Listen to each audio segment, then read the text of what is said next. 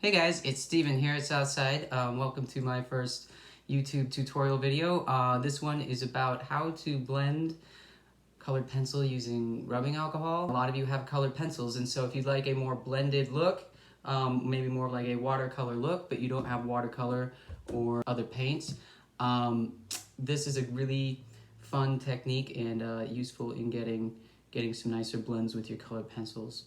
When you blend colored pencil using a colorless blender, if you have one of these, you run the risk of what's called burnishing the paper. So the paper that you're drawing on, even if it's printer paper, has a tooth to it, and a tooth mainly means that there are peaks and valleys in your paper. Imagine on a very small scale that this is the surface of your paper, with the peaks being the tooth of the paper here, and the valleys are going to be lower spots in the paper, where if you're coloring with a colored pencil, you might notice that you get a grainy sort of a look with the pencil. That's because the pencil is actually resting up on top of these peaks here on the paper, and it's not going down into the valleys. And so what you see in between the color there is going to be little white flecks in the color, which gives you this grainy sort of a texture. There are ways to use that to great effect, but if you're looking for more of a blend in your work, we can use rubbing alcohol. But before we start blending with our rubbing alcohol, let's go over the materials that I'll be using today. So I've got some 91% isopropyl alcohol, which you can get at pharmacies or grocery stores. I'm using Prisma pencils because it's what I have here with me, colored pencils that you could get at the art store. But right now, since art stores might not be open, you could get Crayola colored pencils at a grocery store. I've seen them there. And actually I've seen colored pencils at pharmacies too. So that's a good place to find these materials. Just some old Q-tips, cotton swabs for blending. And I've got a little cup here to pour my alcohol into. And I've also got a pencil sharpener in case I need to sharpen my pencils. Also, I am using a reference. I'm just using an old Rembrandt drawing of a lion. I think it's called Rembrandt Lion. And I'm just going to use that for inspiration as I sketch. I want to do this whole drawing in colored pencil, so I'm going to start with one of my colored pencils to do my line work. And that means I'm going to choose something more neutral in color. You could use a gray, you could use a gray-brown, you could use a brown.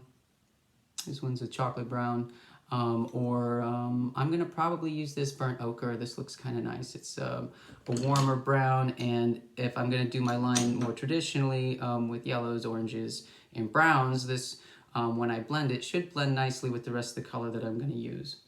So I'm going to be working off of a Rembrandt lion drawing. I'm just going to focus on the face of the lion. And I'm not going to use a block pen this time. I know I tend to, almost always, but today I'm just going to draw a little more loosely and see what happens. I would suggest working from reference most of the time, although there's nothing wrong with just drawing out of your head, drawing out of your imagination. Now I'm going to treat this technique more like watercolor, which means that if I have any areas that need to remain light or white, I'm not going to color those in. I will use the white of the paper for my light areas. What I want to do is also build up my dark areas. I'm not going to expect this to be as dark as it would be in the end after the first pass of color. It's a good idea to layer up the pencil more than just one layer before you blend it with the alcohol.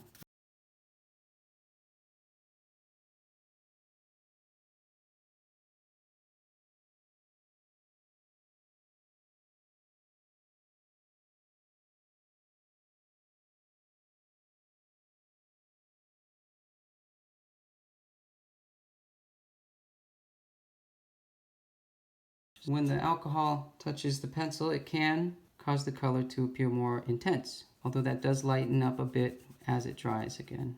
And it dries pretty quickly. And once it's dry, it's pretty safe to go back in and do another layer of color if you want to.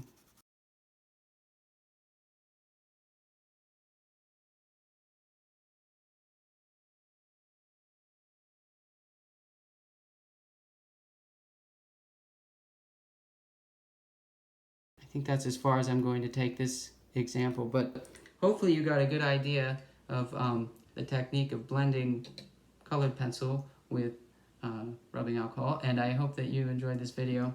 We'll have more videos from the Drawing and Painting Studio coming to our Southside YouTube channel, so keep an eye out for those. And yeah, I hope all of you are doing well, and I will see you next time. Bye.